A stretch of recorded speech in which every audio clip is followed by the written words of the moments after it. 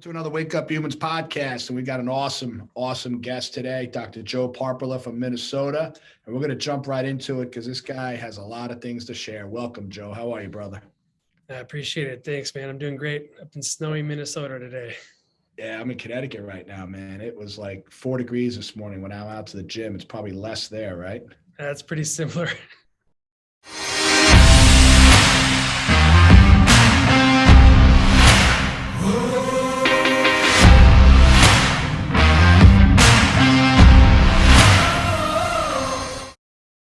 It's fun, man. It's funny because now that I'm bouncing back and forth between Florida and here, it's like I didn't realize all these years of living in this, what it's like when you go down to Florida, it's palm trees. And that's where we just were together. We were down in Sarasota together for a conference. Yeah, it's beautiful down there. Took my wife down and I'm sure enjoyed a few days on the beach and in the sunshine. It's different, right? It's a whole different world. Yeah. But, I got to connect with you a little bit more at this past DE. And, one of the biggest things that I found with you is you're like this quiet warrior, like a guy who's out there just literally blowing it up and transforming lives. And we'll get into some stories. But I felt like your voice, it's time, man. It's time. People need to know who you are and what you're doing because, you're very subtle in your way, but you're solid, bro. So I appreciate that. Yeah, I appreciate that. That means a lot to me. So why don't we start with how many kids you have? I got 3 little girls. Jayla's 7. She's our oldest. Eileen's 4. And then we have Annika who's 2. Did you say Kylie? Eiley with an Eiley. A. Yep. Ooh, and cool. then my wife, Britta, she's my rock, just like any other chiropractor that has a wife. Yeah. She's amazing. It's amazing how important that is in life, isn't it? Yeah, no doubt. How'd you guys meet? We were in Sunday school in kindergarten. And she had this like Kool-Aid mustache and it was just like, oh, she's beautiful. And became friends. Family started camping together. And I think we were 5th or 6th grade and I told her dad I was going to marry her someday. Come on. Yeah. At that point, she was about 1.5 feet taller than me and became high school sweethearts. And we've been together 13 years in marriage. Holy cow. So you knew each other in kindergarten. Yeah. Ah, that's incredible. I never knew that, man. That's awesome. Yeah. That is really cool. Now you look like you're pretty athletic. Did you play any sports growing up? Yeah, I played hockey growing up, northern Minnesota. It's a hockey town. Yeah. Pretty much everywhere you go. And I think, dabbled in all the other sports too, but see, I had a hockey injury that pretty much changed my course in athletics. And so I believe that's a big part of my understanding of my why here today. So. That's awesome. That's awesome. Now, obviously you're a chiropractor. How did that come about? How did you find out about chiropractic through that injury? Kind of. But similarly, after like listening and reading to your, reading in your book, Wake Up Humans, I feel like chiropractic kind of failed me too. And it wasn't like the profession failed me or like the actual chiropractic, but our community's understanding about chiropractic is. And so I was in 5th grade and I was skating backwards, last defender back, and I got plowed over by this kid. And my head bounced off the ice and I woke up with my mom and dad on the ice and my coach and my, the referees and the other coach, and people were pretty scared. And I woke up and I was wobbly legged and fell on the way back to the bench, ended up at the emergency room and told me, he told me I was, had a bad concussion, take time. And, it's just going to take time, take ibuprofen to just kind of mask the symptom. Well, I ended up dealing with all kinds of crazy health issues. I had to quit hockey, started cross-country skiing, but I was getting these back spasms so bad that I couldn't even ski. And I was a pretty athletic kid. And I was begging my dad to go to the chiropractor because I thought maybe there was something going on with my spine. And, he just didn't believe in a chiropractor. And, why would he? He didn't know. by the time I was later in high school, I wore a hole in my stomach and my esophagus from taking so much ibuprofen, and I was really sick. And at that point, I finally reached out to a chiropractor, and I got adjusted. And then he told me to come back like the week after, and then he said I was good, you know. And I was like, okay. So it was kind of like this confusing thing. I thought I was pursuing something different, and it just wasn't what I thought it was going to be in the end. But I was still intrigued. Um, got into, I went to the Air Force after high school and did that thing for a bit, and loved serving my country. Did that for 8 years, and you know, just like continually try to figure out like what my purpose was. I was going to be a dentist. I was in college and to be a dentist, and I love fishing and hunting and being outside. That's like my truest connection with God. And I thought I was going to be like a water resources DNR guy. And it's just like this buddy in college says, "Hey, you should try for chiropractic." I'm like, whatever, man.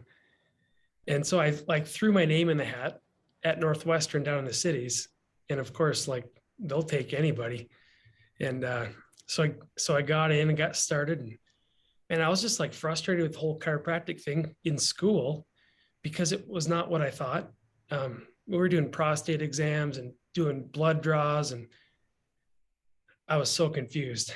But then I met a chiropractor, and that chiropractor adjusted my atlas, changed my course.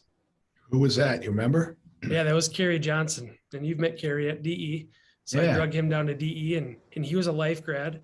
And it was just the coolest connection because he was a friend of mine. He was her father-in-law was Kerry Johnson. So we interacted through college, and I ended up going to work with him for a couple of years after school. Now you said in fifth grade was the injury and you were just begging your dad to go to the chiropractor. How did you know about chiropractic? Totally I was just curious. And I just kind of felt like there was something going on with my back. And, I'd already been to the medical doctor, which was our only doctor. And that guy told me just take pills. And you were saying, the most intriguing thing with our profession, it was like your father inherently was saying, well, I don't believe in it. I'm not bringing you. Yeah. Like, why do you think that happens? I think one of the best takeaways that I had from DE a couple of weeks ago is that it was something you said. It's not about belief. It's about understanding. And we just have not done a great job on our profession of helping people understand. And that's really what's kind of fueled my, my even last couple of weeks coming back from Florida. Yeah. And it's amazing that, thank God you were persistent, because it's like the understanding, like even when you were talking about you went to that first chiropractor who saw you twice and then released you, he essentially was, using chiropractic like another pill. You started off saying the profession let you down. If that guy just saw you on a regular basis from the get-go, it would have saved you a lot of proverbial headaches. Yeah, but then he would have been kicked out of insurance network. Exactly, because they are doing what Big Daddy tells you to do. And I think that's one of the things we're seeing in society is people are realizing this system that people have become part of that's dictating how we're supposed to take care of people instead of just taking care of people. Yeah, that's right. It's a really common question that we get in our office here, like why we are not in network. And I just, I really care way more about their health than anything that the insurance company is going to allow me to do to take care of them. That's one of the big things is care. You can tell you really care for your people. And, I know a lot of the tribe we hang around with, we're doing it for the people. And I think when people realize that, they're realizing I want to be taken care of. I don't want to be treated. I don't want to be treated like a patient. I want to be taken care of like a human being. Yeah. And it almost takes being lost or disappointed to have to search for that because it's not people's first reaction. Well, now it's the understanding, right? Which is, to educate, and the Latin form of educo is to draw out of people, right? And that's become my big rant is how you and I and other men and women that are doing what we do and just getting out there, and we got to educate and help these people understand, like imagine if your dad knew about this and you were already getting adjusted and you hit your head on the ice and you got adjusted that night or next day after it, and you wouldn't have skipped a beat. You wouldn't have had to like quit hockey. So how do we get to more parents? Like, how are you reaching people and educating them and helping them understand in your office? I mean, so, when I opened my office, we were talking about this a couple of weeks ago.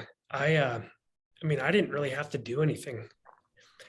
It was just kind of like, it just happened, and it doesn't just happen. Like, this is totally God's plan for my life. In fact, just as a side note, I was just talking to my mom this morning, that we were going to be talking today. And she goes, so what are you going to say? Are you nervous? And I said, well, I'm not nervous because nothing that I did was like self-done. We're just trying to be like open and let this thing happen, right, and let God, lead the way. Right. So basically all these people came to my office when I opened up, and, it was almost kind of like a boastful thing of, I never even had to market my services to our community. They just figured it out. But now it's kind of like, really, I don't know that's the best way, because it's like, you got to kind of be in the secret club and, right, like know the code for the speakeasy to get in. And it shouldn't be like that. And, right, and so now it's kind of like, well, let's get going on social media. I've never done anything on social media, but if nothing else, to make my message more clear, it's worth it. Absolutely. And people need to, there's how many kids hit their head on the ice last week that don't know about you, that live around the corner. Exactly. And what happens to them, my story with my brother, he had the neck injury in football and it destroyed his life, destroyed my family's life. It was like, he went from being this all world kid to now living in the psychiatric world, man. And it was from an atlas subluxation, which is devastating, and that's why I'm always pissed at our profession. Like why no one ever told us about chiropractic. And that's why it's intriguing how you even knew the word in 5th grade. Like I never heard of it until years later, and it was too late for him. So by the grace of God, and that's why you keep dropping the God bomb. It's like he had a plan for you, man. Yeah, it's so funny because like pretty much everything was like an uphill battle for me because I didn't know about chiropractic. I was intrigued about it. I had different life plans, but I was drawn to the school, which isn't known to be the very top, chiropractic school in the country, but you know what? It was good enough for me. And I had to like dig and find my purpose and my passion even through it. And it wasn't like by mistake. It never was by mistake. Right. And what's your primary focus in chiropractic? How do you take care of people? So, I mean, we're just kind of like, if we can get that atlas clear, that's the primary deal. If something else needs to be adjusted, that's awesome. We'll take care of that too. But, yeah, I would say 75 to 90% of our work is in the atlas area. And how do you help your patients understand the value of the atlas and what it actually is? What do you share with them? Yeah, we talk about the brain's communication through this very weak and unstable joint, and basically all the neurology that passes through there fuels your life. And when that area is not communicating properly, your body's not right, and life is getting choked off. So let's get you clear and communicating. So one of the biggest things that cracked me open at this DE, and it really, like, I had that moment because I've always wanted to write a book just called Ronnie, and it was going to be, the left side of the page was going to be Ronnie's story on how he sustained his subluxation. He never got told the story. My family never understood chiropractic and where his life ended up. But I never really had a full, clear vision of the other page, which was going to be, what if Ronnie had the subluxation, visited a chiropractor, got taken care of properly, and how his life could have ended up, right? Kind of like we just talked with you. And when you got up there and one of your former patients got up there and shared, who's now an intern here, Dr. Nolan, it just hit me like a ton of bricks, bro. And that's why it's amazing how across the country, a very similar circumstance happened. And by the grace of God, this kid found you. So I want to share Nolan's story because people who have read my book, they know Ronnie's story. And it's sad. It's just sad. But now you got a story like Nolan, who by the grace of God fell into your hands, where you say God used you, that if you never became a chiropractic, Nolan could potentially be another Ronnie. So let's talk about your experience with Nolan and what that was like. Well, just like, just like a lot of kids that come into the office, their teammate or their coach or their friend, says, hey, you should really go get your spine checked by this chiropractor in town. But they don't really know what they're getting themselves into. And, when I was sitting down with Nolan, it was the story of like, went to the neurologist. I got this terrible diagnosis. There's just no hope. I was discouraged for coming here. Like he's sitting in my office. He's like, I'm discouraged for coming here because I was told by the neurologist that it was dangerous and unsafe. And I'm thinking like, oh shoot, like this kid needs to get his atlas adjusted. And, we take the x-rays, explain chiropractic to him. And I mean, just probably like most chiropractors that are telling this story, these patients are saying, this makes a lot of sense. And get his atlas adjusted. And it wasn't like that immediate, change of like course of life, but there was a glimmer. So he, told me that my eyes were seeing brighter. I could see more clearly. And then it was a gradual, steady healing, which we talk about with retracing. Yeah. And it was the coolest thing because, sometimes these kids get that one adjustment and their whole life changes instantly. They didn't quite get it. So like he actually had to walk through the healing, which is cool.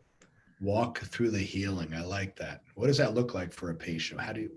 We know what retracing is, but I like that walk through a healing. How do you explain that to a patient? What's that experience like? Well, it's different for everybody because everybody's got different stressors in their life. And our goal isn't that, we're on this fast track of just getting rid of the symptoms, but to ensure that as they're going through the stressors of life, that their body's able to adapt as the stressors come. And if the stressors can overtake the body, we become sick. But if your body has the ability to adapt as the stressors are coming, then we're going to be okay.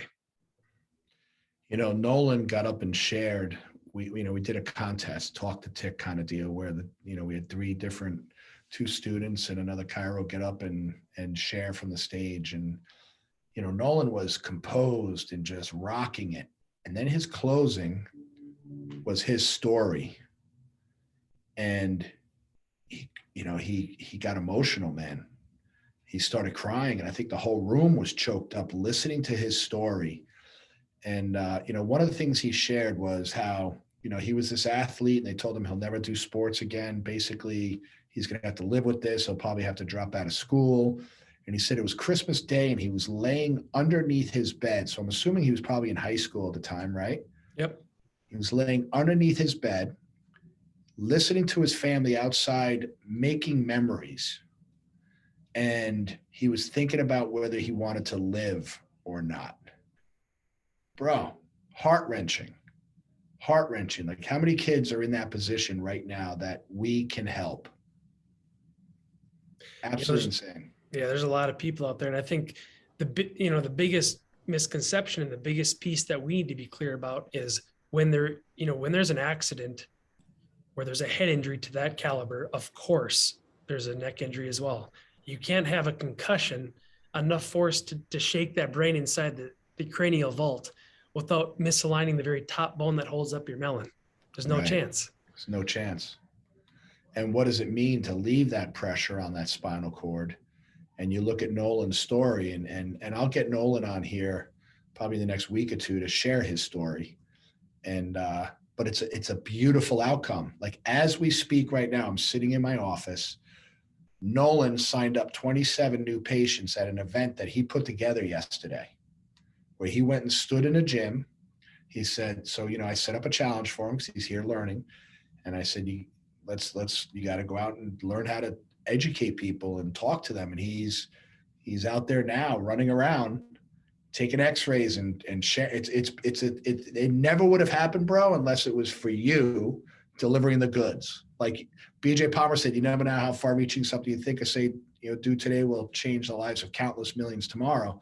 You release the pressure on that young man's atlas, and now he's going to transform lives through that.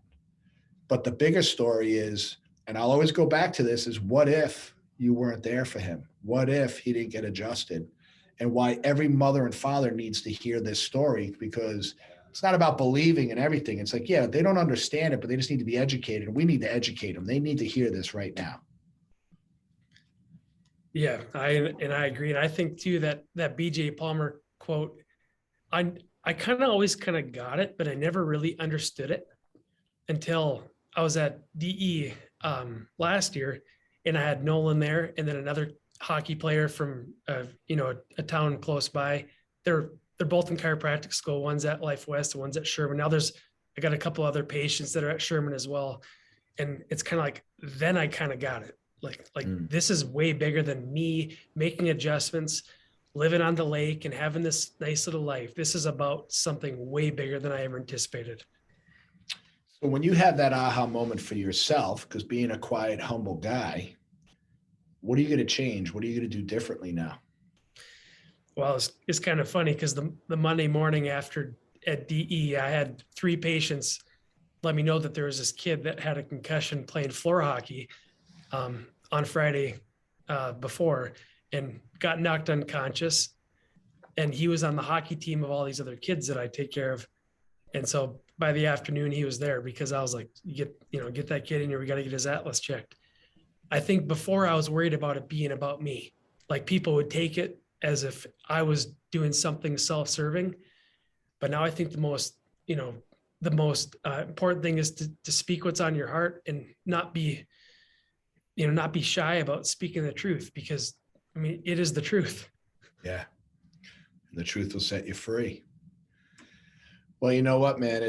You're transforming lives. What was that kid's name too? Didn't you say it was? Yeah, his name is Nolan. Yeah. What are the freaking odds, man? That's like, years later, a kid comes in with a similar injury just off a weekend where we were talking about it at DE, and our patients here love Nolan. I mean, the kid is a stud, and you saved his life, man. I mean, you put his life on a whole different course by adjusting his atlas, which is, I think, one of the greatest gifts a doctor can give a patient, to be honest with you.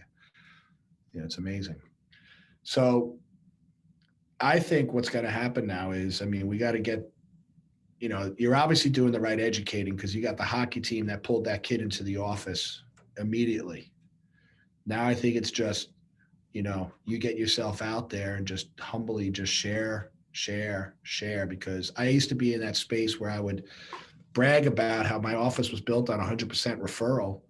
And then people would come in and, they said, wow, I wish I knew about you 10 years ago. And then that's when I started saying to myself, well, what if I advertised, which I don't like those words, advertising, marketing. I feel like I'm selling, which I never liked, but I like the idea of sharing. So if I could share this truth with people and know that some people just aren't ready for it, but I'm going to keep going until they're ready for it. And now they understand, perfect word you used, understand what we do, and have thousands and thousands more of these stories like you're talking about right now is huge. It's exciting. Well, we're going to be looking for you on social media now, man. I'm going to share this. We're going to share this all over. People are going to see it through Spotify and all these things they put them on, and then YouTube. But we're going to be looking for you on Instagram and Facebook, sharing your stuff, and I can have my crew share with you. And all you got to do is get one of those high school kids to come in your office and do it for you. Yeah, it's exciting. We got actually my staff right now is working on our first Instagram post. We're going to do it today. So just kind of launching it off on February 1st. What's your Instagram page going to be? It's going to be True North Spine. True North. I thought that was an interesting name of a practice. What does the True North mean? Oh, man. So being an outdoorsman, it's like you get yourself into a pickle all the time. If you don't have that compass and know where our true north is, we get lost pretty easy. And I believe that, with me and my story, my life, my true north has been God. And I believe too, like when we align ourselves with God, we're going to be much better off. And I believe that the Atlas has a lot to do with that too, making sure our connection is right with innate intelligence and God itself. And the Atlas is the most northern part of the spine, man, out of the vertebra. So it all fits, man. Listen, we're going to finish on that note, man, because you're just a beautiful spirit, man. We'll have you on this again someday. I feel like your story is powerful, and I feel like now you are waking up to a higher purpose and you're ready for it, man. So I look forward to sitting back and watching it, and I feel like you found your true north, my man. I appreciate you. I appreciate you. Love you, buddy. All right, pal. Great job, my man. All right. Thank you. It's pretty simple, eh? It wasn't so bad. No, Yeah, no. I like that. Nice and smooth and clean. So what'll happen now is they'll edit the whole thing, and then I'll probably just text it to you, or you'll see it, on social media. Have your girls like follow our pages, and they'll see it come out. And you have my cell phone, right? Yeah, I do. Text me your office address. Okay. All right, my man. You did a good job, bro. Thank you. We'll talk soon. All right, brother. All right. See ya. Bye.